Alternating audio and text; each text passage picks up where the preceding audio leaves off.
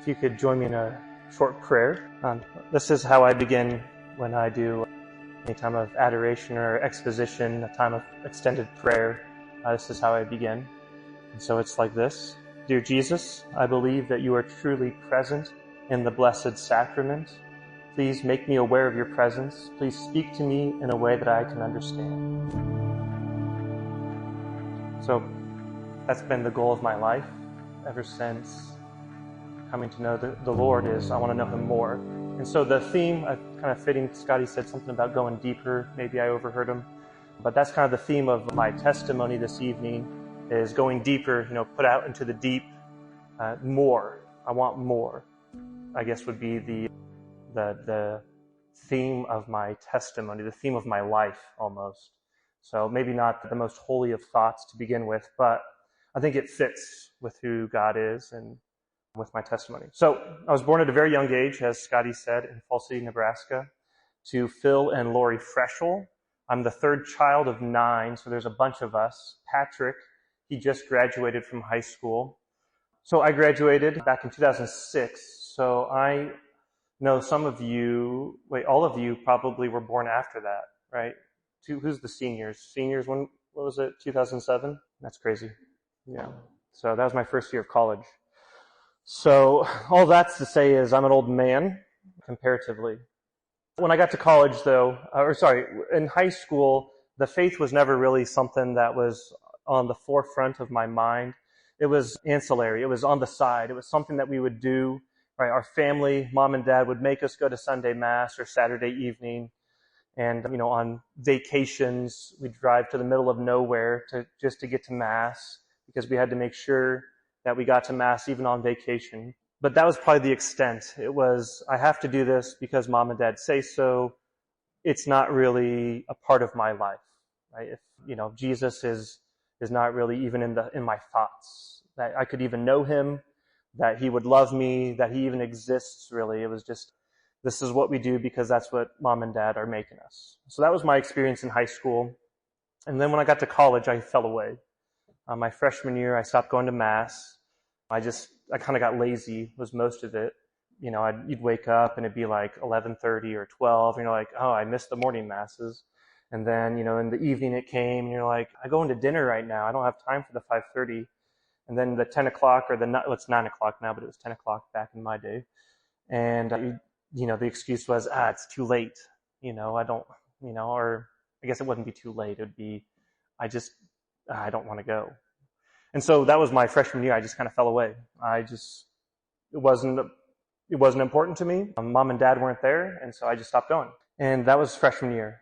But there was a change in freshman year when in April 1st, my grandpa came to Lincoln with my aunts and uncles and dad, and they took me out to eat. It was great. It was delicious.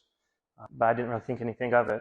But dad called the next day and said, Grandpa was in Lincoln for a doctor's appointment, got his test results back, he's got cancer.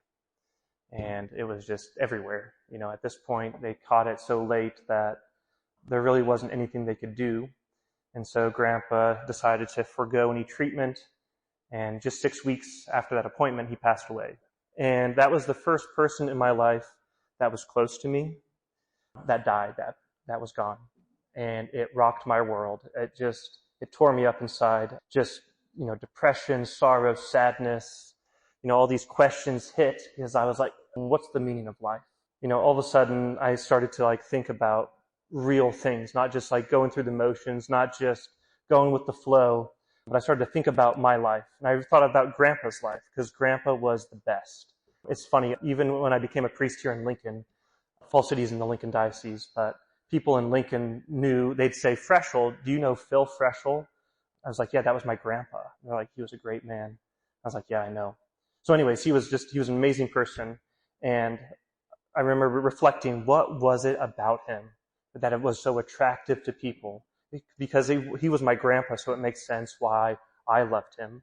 But why did so many other people, all these different groups of people, come to his funeral and say what a great man he was? And it was one of those things where it just kind of clicked. I was like, well, it had to have been his commitment to his Catholic faith. And so that was the end of my freshman year. And so that summer, right, he had passed away in May. And so that summer then I began to reflect on, I want more than what I have right now. I want more with this life. I want that thing, that something that Grandpa had. Right? And so that summer then I began to think, okay, what do I need to change? What do I need to do to get what Grandpa had? And so I remember during my freshman year, there were certain people reaching out to me. So, I stopped going to Mass, but there was still people that would talk to me from the Newman Center. Yeah, so there was some girls there that I was, like, hey, how's it going? And everything. So I was like, so I had met some other people. I met some guys as well. There was a group of guys also. They were in the Phi Kappa Theta fraternity that were pretty cool. I don't know about the guys nowadays. I'm sure they're great. But back then, we were the best. And so I decided, okay, I need to surround myself with better people than what I've done initially. Because my freshman year, I just kind of fell into that, the party scene. So I decided, okay, I need to make changes. What are some things I can do? I can surround myself with people that are faithful. Right? And so the guy that I thought was the coolest, his name is Jake Mock. And he's a year older than me. And he was the recruitment chair for Phi Cap. So I became friends with him, started spending more time with him and fraternity bros, and began to start to go back to Mass. Another important moment was my best friend from before preschool, Josh Santo. He came to UNL, to Lincoln, where I was going to college, and he also had just gone on a tech retreat and had encountered the Lord in a very powerful way. And so he was on fire for the faith as well. And so he was also another one that I began to, surround myself with again. And he also entered into Phi Cap. And so Josh and I, went into Phi Cap, and I began to practice the faith, start going back to Mass. And it was, so that had been my sophomore year, but that was like the first change. My junior year, I think, is where I finally encountered Jesus in the Eucharist while at adoration. And so it was at a Focus conference, and I remember it was like something like this, but on a little bit bigger scale. We were all sitting around, praising, praying in front of the monstrance, right? Like this is now. I remember sitting there thinking, I'm like, there's people kneeling, there's people putting their hands up, there's people like crying, there's people like smiling. And I was like, what are they doing? And I just remember thinking there's no way they actually believe that Jesus is present in the Eucharist, right? That was like the first thought, like this is silly. Who could believe this, And, I remember sitting there a little longer and thinking, right? Jesus isn't really there. And, sitting there longer, like, you're not really there, Lord, are you? And I remember thinking or hearing, yes, I am really here. And then I add, you moron. He didn't actually say that to me, but I kind of feel like he wanted to. If he wasn't like a nice person, Jesus would have said, you moron. But yeah, so that was like a very powerful moment for me, because I was like, oh my God. And it wasn't using his name in vain, because I realized, right, there was that gift given to me of, I experienced him in the Eucharist at that moment. And so I wanted more. I was like, okay, I got to get involved more. So I joined a Focus Bible study with my buddy Chaz. Well, actually first with Kevin and then Chaz. And so I was like, well, I wanted more. My buddies, Mike and Josh, they entered and became Focus missionaries. So I was like, well, I want more. I want to be around the Lord more. So I joined Focus. And while I was in Focus, I was like, I want more. I just need to know more. There's more to this faith than meets the eye. Right? What I have now is not enough. I need more. And so I remember thinking, while I was dating a girl at the time in Focus, I was like, I just need to I need to know the Bible more. Like some philosophy would be good too. I wonder, I don't know where could I go, to learn that stuff. Maybe I'll go to some the Augustine Institute or something like that. I don't know. Where could I learn about theology and philosophy? If there was a place somewhere where they do that specifically and teach you. So anyways, that was in the forefront of my mind as I was in Focus. And my first year I was in Florida, and it was awesome, right? We went to Universal Studios, we went to Disney, world. Sometimes we led Bible studies, things like that. It was awesome. And then I got moved to Indianapolis, and I met Father Rick Nagel, who's a priest at St. John the Evangelist Church in Indianapolis. And I was like, this dude is the best. Everything he does makes sense. Everything about him is awesome. He's like the man I wish I was.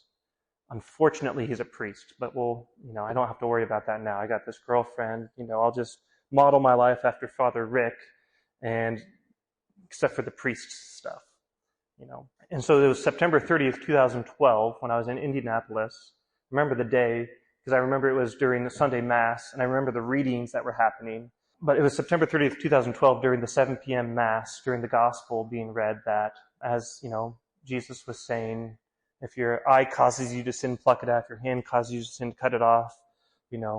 That all of a sudden there was just this like moment of grace where it felt like God descended, like came and stuck his hands into my head, and it was like digging around and like sorting out all the junk, cleaning up the video screen, actually putting in something good and showing like a slideshow of my life where it said, I want you to be a priest. And my first thought was expletive, like that means bad word, but I can't say that because I think I might get in trouble.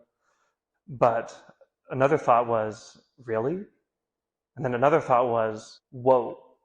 And then a third thought was, I have a girlfriend. And then a fourth thought was, Father Rick's the best. And then a fifth thought was, I could kind of see myself doing this. A sixth thought, I don't know. I don't remember what was happening then. But it was just this like moment of like another like, another shot of grace. And before that moment, I had, people would say, have you thought about being a priest? And I'd say, no.